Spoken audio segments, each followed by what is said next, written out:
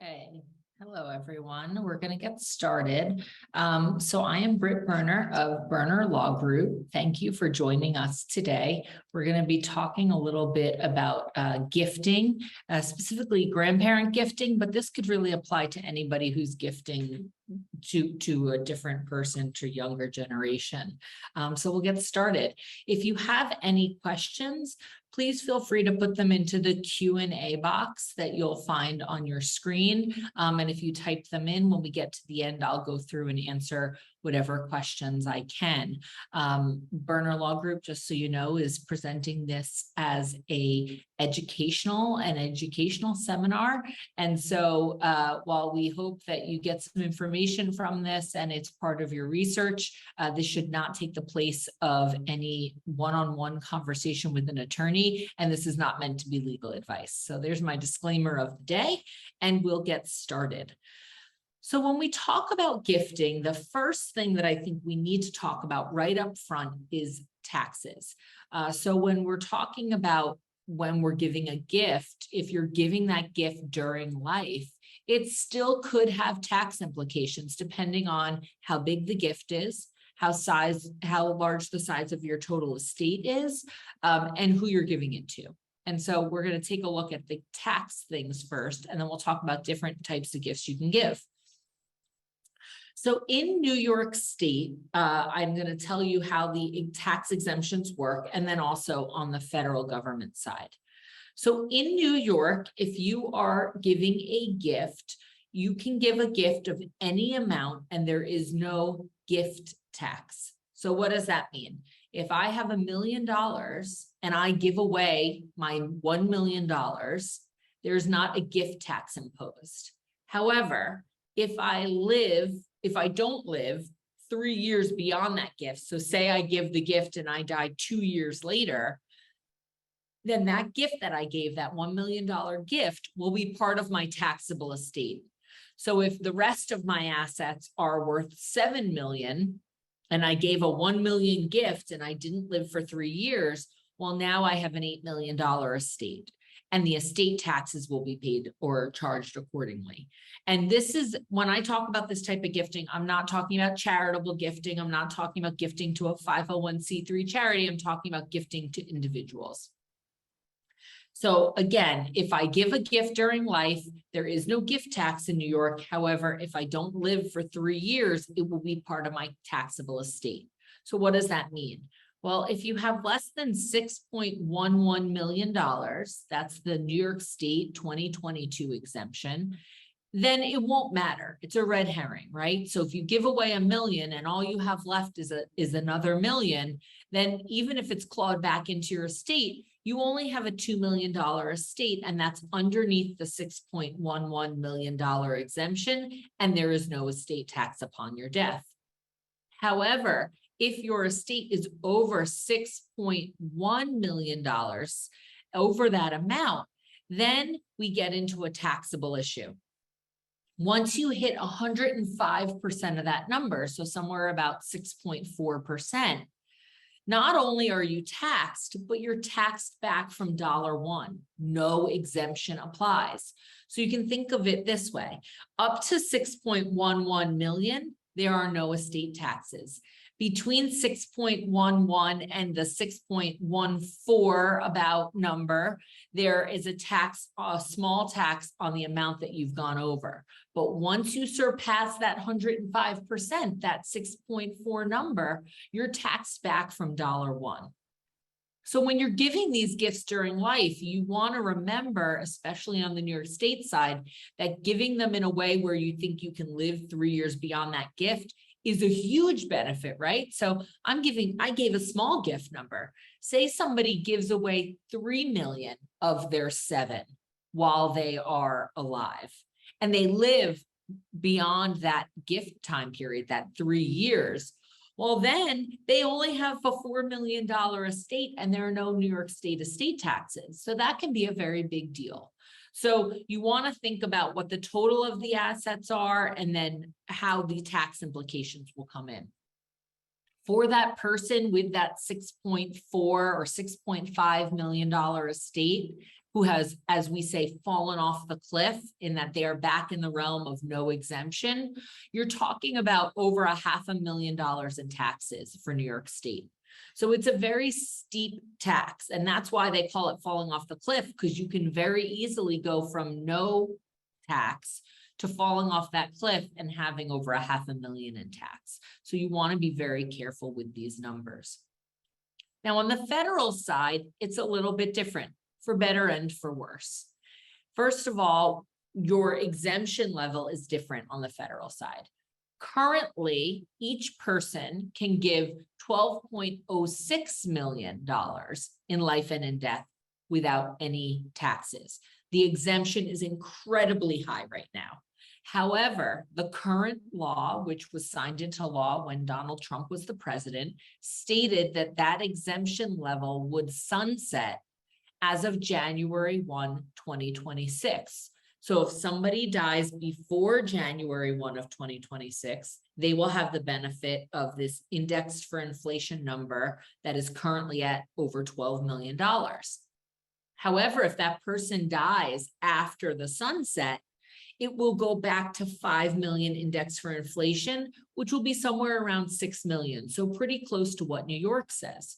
So practically speaking, what does that mean? So if someone dies and they have an $8 million estate this year in 2022, there is no federal estate tax. But if they were to die in 2026 with that same estate, they would likely have a $2 million of their estate would be taxable. And that would be a tax that had to be paid to the federal government in addition to any of the New York State taxes. The important thing to remember about the federal government is that when it comes to this type of gifting, it is a lifetime exclusion. So it's not just at death. So unlike New York, you can only give a certain amount of gifts during life without them being taxed. So I'll give an example. Every person can give any other person $16,000 a year without any gift tax. There's no tax and there's no filing requirement. So if I give $16,000 to every person listening to this webinar today, there would not be any filing requirement or any tax ever on that gift. If I were to give $20,000 to each of the people on this, $4,000 of that gift to each person would be taxable, and I would file a gift tax return showing that I gave a $4,000 taxable gift to each person. And then when I die, if my exemption is 12 million like it is now, each of those $4,000 amounts would be subtracted because I've already given that amount. So the 12 million federally is in life and death. You don't get it forgiven after 3 years like on the state level. So that's where the gift, the way that you gift might change based on which tax you're looking at. And that's why a lot of this advice is very state specific, because someone who's planning for a New York estate might be different than someone who's planning for, say, New Jersey or Florida, where there is no state estate tax. There are other taxes there perhaps and other more intricate rules, but this is all very New York specific. So just to recap on the federal, the other thing to note is that I said 16,000 I can give to each person, but my spouse can do the same. So if as a couple, we've given to each person 32,000 per year, that does not require me to pay any gift taxes on that. A return might have to be filed depending on how the money was paid out, but you would talk to your accountant about the reporting requirements. But you can think of those gift tax returns as a placeholder. So if I gave 100,000 to my daughter when she got married and 100,000 to my son when he got married, I would then have a gift tax return filed, and that would be a placeholder against whatever my lifetime exemption was based on what the exemption was in the year that I died.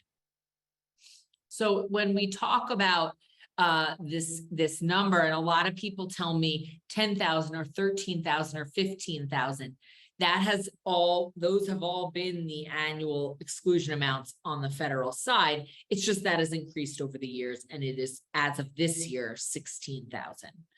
So that's important to note.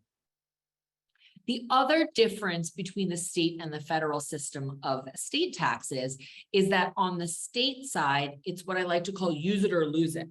Whereas on the federal side, it's portable. So what does that mean? If I die and I leave my entire estate to my spouse, and I had 4 million and my spouse had 4 million. If everything goes to my spouse when I die, according to New York, my spouse now has an $8 million taxable estate, and it will be taxed because my exemption is gone because I didn't use it.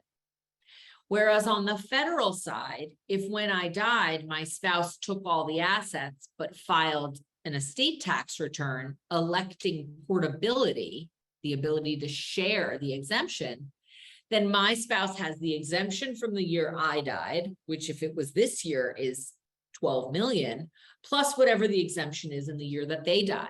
And if it was after 2026, that's 6 million, let's say. So they might have an $18 million exemption and taxes won't be an issue. But we can't share that on the state side the way we can on the federal side. There was actually just a rule that came out from the IRS, a direction that said that if your spouse died within the last 5 years, you can still file for that portability. So if someone who's listening has a spouse who's died within the past 5 years and you didn't elect portability and you didn't use their exemption, it's something you want to talk to your attorney or accountant about to see if that would make sense in your circumstance. So what we like to do, and I won't get into this because this is a topic for another day, is we want to make sure that when the first spouse dies, for New York State purposes, that we utilize as much of their exemption as we have to so that the survivor doesn't have a taxable estate. And that could be a place where we start giving to children or grandchildren when the first spouse dies, rather than delaying all the gifts to the second death. And that can be part of the estate plan. So now that we've covered taxes and gift taxes and estate taxes, let's now talk about different ways that people can gift. A really popular way that people gift during life are to 529 plans for college savings. So this is an account that is created. It's under federal and New York state law. And you would go to the bank and you would say, I want to open up a 529 for my grandchild.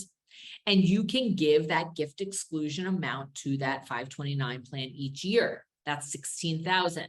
You actually can also pre-fund it by 5 years, and that's a certain tax election you can take.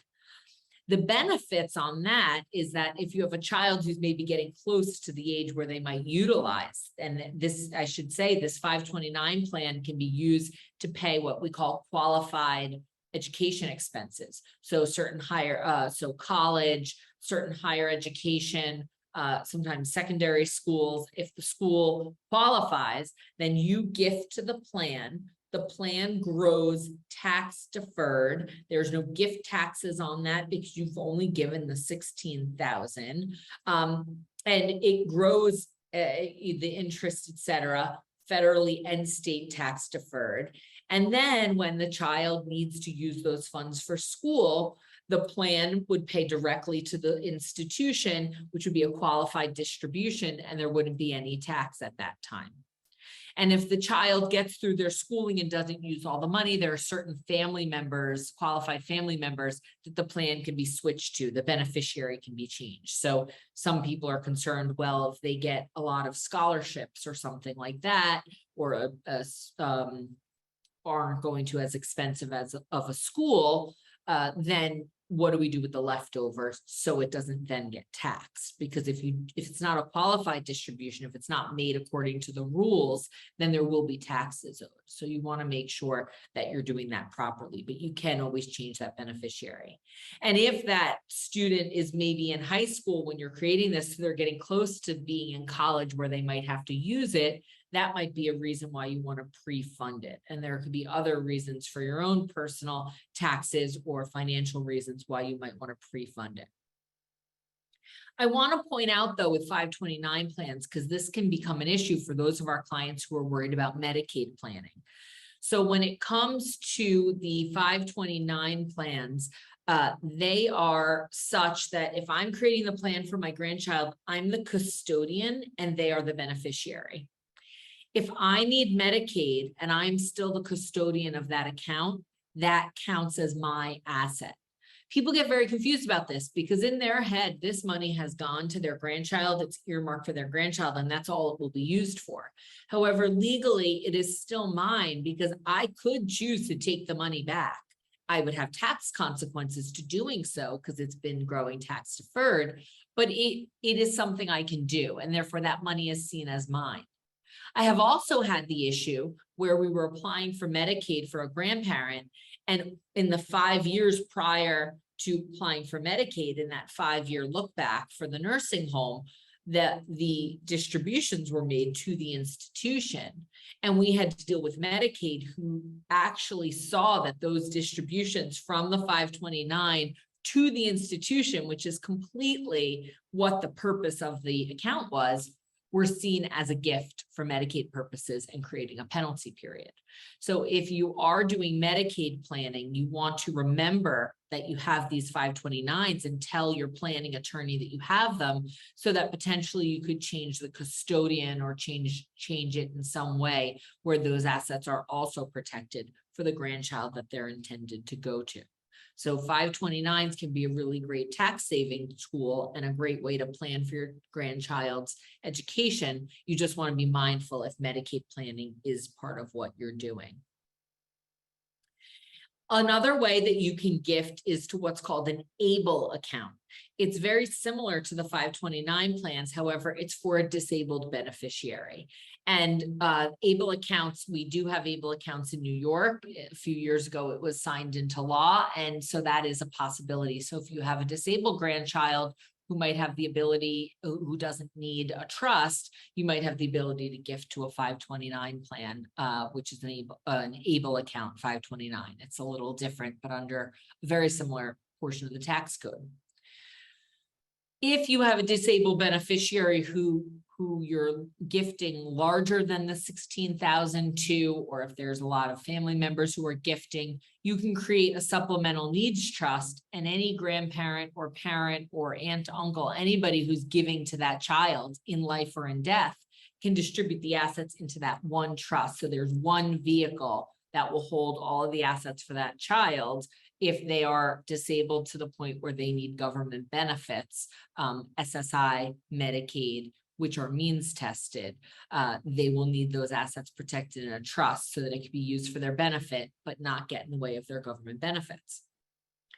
We had a client once who there was a concern that the grandchild, while there was plenty of money in the family, it was a very wealthy family, the grandchild went to a special school, and that school only could be paid through SSI payments, and you had to qualify for SSI in order to get those services.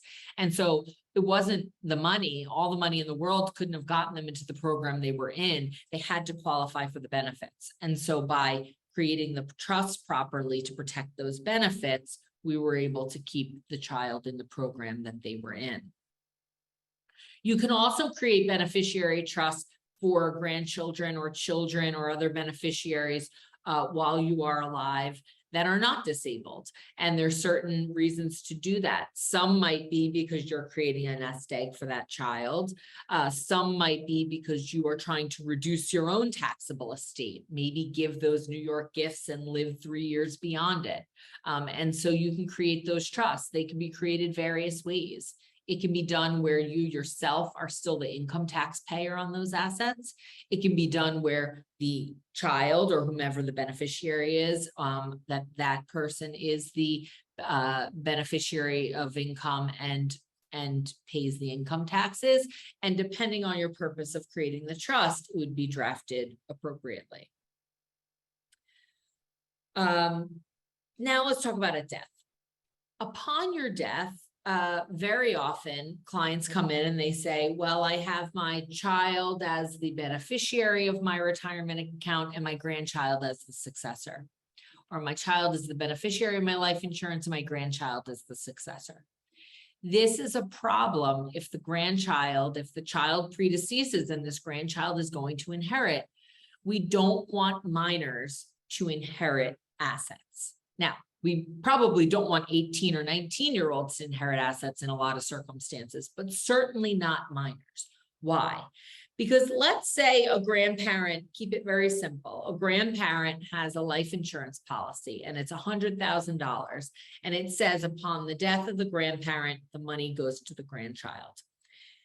That grandchild, if they are under the age of majority, if they are not an adult, their parent will have to presumably control those assets for them. Although the parent of a child is not the legal guardian for assets of that child, unless a court says so. And so while I might have a 12-year-old and I make medical decisions for my 12-year-old and I'm in charge of providing for my 12-year-old, and I'm certainly the legally responsible relative, if my 12-year-old gets an inheritance, I am not in control of that inheritance unless a court says I am. And that can get very complicated. It can be very frustrating because the assets can't be invested in the same way as if it was done differently, and the money sits there. And then what I think is the worst of it, the child gets that money at 18 years old. So I've had circumstances where money was paid into a surrogate's court account, where the parent and the court were in charge of it jointly. And then upon the child turning 18, this money was supposed to be turned over to them. What if that child at 18 is not mature enough to handle that level of money? Maybe it's not $1 million, maybe it's not 100,000, maybe it's $1 million, or whatever it is. What if that child has a drug problem? What if that child is subject to the undue influence of another individual? So you have to be very careful when you are gifting in this way, that you are gifting to a trust for the benefit of that minor. Because when you gift to the trust for the benefit of the minor, you can say who the trustee is, and you can put terms on at what point that child becomes in charge of their own money. So take my same example. If I create a trust for my grandchild, and I say that my life insurance is payable to that trust upon my death, and I say who's in charge of that money, I can say that that grandchild doesn't get to control it and isn't in charge of it until they're, say, 25 years old, maybe older, depending on how much money and the circumstances. But I remain in full control even after my death in some ways, because I've controlled the terms by which that money will be handled, rather than just turning it over to the court. And again, worse, turning it over to the child at 18. So we try to avoid that in all circumstances. We create those trusts sometimes, like I said, during life as freestanding trusts. And then sometimes we create them through your own trust or will document at your death, like to receive the life insurance. And those can be done. And again, depending on the circumstance, one of the things I always ask people is, are we trying to protect the grandchild from themselves or from others? And we ask this question with people's children as well. Am I trying to protect your children from themselves or from others? If I'm trying to protect them from others, from being taken advantage of or something like that, then I'm going to have someone else or another institution be the trustee of that trust and control that money until maybe a certain time or maybe indefinitely. But if I'm just trying to protect the child from others, so I might have said it opposite, actually. If I'm trying to protect them from themselves and from their own bad decisions, we would have a trustee. If I'm trying to protect them from others, I can actually make them their own trustee at a certain point. The trust has certain protections around it, so they have creditor protection. But if I'm worried about someone coming in and suing or something like that, then they can be their own trustee with certain distribution standards that protect the assets in the trust. And so it's very important when creating these trusts to understand exactly what the circumstance is and exactly why we are looking to protect this money rather than just give it to someone outright. I'm going to take a pause now because I see there's some questions here. Okay. So there is a question here. What if I live in New York, but the person receiving the gift lives in California? So that's a great question. New York will be the important law for you because the New York gifting matters. Now, certain states, and I don't know which ones, and my guess is California is not one of them, have a tax on the inheritor. And this is usually at death, more so than lifetime gifts. But it's important to note that gifts are not income. If I give you a gift, it is not income taxed because it is a gift, it's not income. And so it would be a New York rule that would control that. If you live in New York and you're giving the gift, you just have to make sure that, or the person receiving it would just have to make sure that their state didn't have any tax reporting requirements in terms of reporting the receipt of a gift. We don't have those in New York. So what is the best way to transfer a custodial account to a grandchild to be put into a college fund? So I think this is asking about 529. If you need to, if this is for Medicaid purposes, for example, if we can transfer the ownership or the custodial account to the spouse, that's the best way to do it. But honestly, if somebody is at a point where they don't have a spouse where we can change custodian to, we could end up in a situation where we're really arguing with Medicaid over this 529 plan, and it's not a good argument to have. So we want to make sure that this is handled more than 5 years in advance. Is there an age limit for 529 plan recipients? I'm not certain, but I don't think there is because it can be used for postgraduate education as well. So if you have a 529 plan and the recipient is receiving a master's at the age of 45, I don't see any reason why they can't receive assets that way. The restrictions are more on how the funds are paid out of the trust more than anything else. Can you gift to a 529 for a grandchild in another state? Yes, you can. And often, as you know, the institutions would be in another state. And there's a question about private elementary and high school. And I believe there was a change in the law that allowed for 529s to be used for certain private lower school education.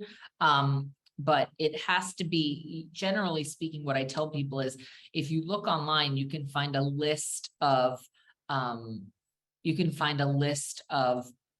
private or of what the qualified institutions are and make sure that the institution you're concerned about is covered in that manner. Okay, so there was a question here about giving $10,000 each to multiple grandchildren for education if you make the check out directly to the institution. You certainly can do that. I think, I'm not sure of if it changes the tax implications in terms of any income tax benefits to you or anything like that, but because it's under $16,000 for each grandchild, then there is no gift or estate tax implication on that. Okay, I'm just going to wait a minute and see if any other questions come through.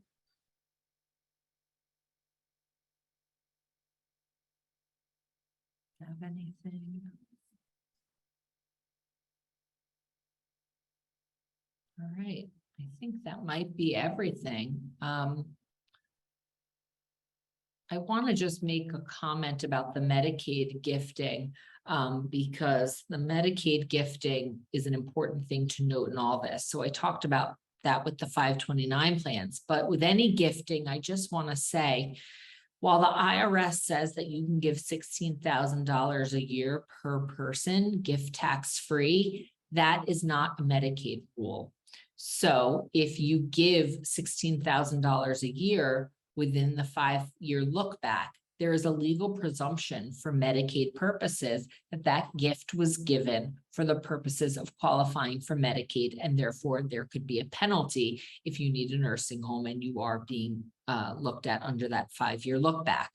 Now, in certain circumstances, depending on the facts and circumstances, we can argue, and we have been successful in certain circumstances, that to argue that that was not given, we can rebut the presumption, but it's a very strong legal presumption that any gifting was done for Medicaid planning purposes, and therefore a penalty can be charged against you for Medicaid.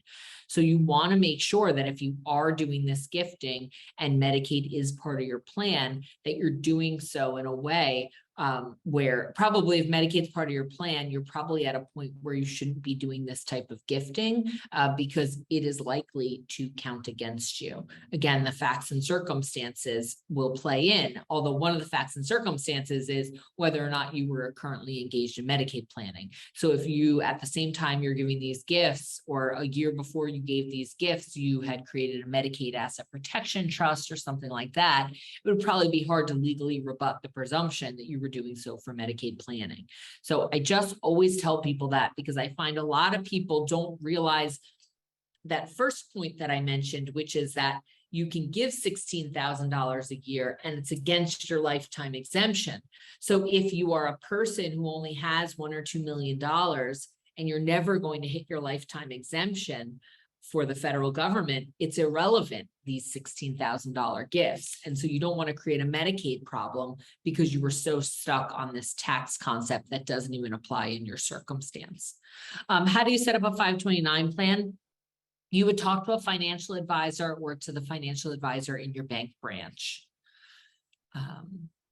The limit per year for 529, so that's that gifting limit, the $16,000 you can give per child per plan. So plan on gifting, someone plans on gifting $500,000 to their child and asking if there's any gift consequences. So again, the 16,000, if there are two spouses, 16,000 from each spouse is not taxable. If you're giving to your daughter and her spouse, that could be another 32,000. That's not taxable. But anything above that, a gift tax return should be filed with your taxes, and you should be reporting that gift. Again, if you live in New York State, if you live 3 years beyond giving that gift, there is no tax consequence. On the federal side, that will be against your lifetime exemption. So if you die after 2026 and your lifetime exemption is 6 million, the question is, does that 500,000 that you gifted all these years ago, does that put you over the limit? And so it would be counted towards your exemption, whatever it was in that year that you died. So there's a question about funding a 529 to the maximum. You can, as any individual, can fund up to 5 years in advance. So you can do the 16,000 and you can do it for the 5 years at one time. There's a question here about savings bonds to a 529 plan, and I would say that that's a question that's better suited for a financial advisor rather than a lawyer, because I'm not sure they're asking about the steps to do so, and I'm not really sure about the steps. It's probably something your accountant has to file along with your income taxes to show that you're looking for a tax-free conversion status. Okay, so those are all of our questions. Thank you to everybody for joining us today. And I hope that you tune in the future for other interesting topics. And you can always feel free to go to burnerlaw.com to find other articles and past presentations on different things. Thank you and have a good day.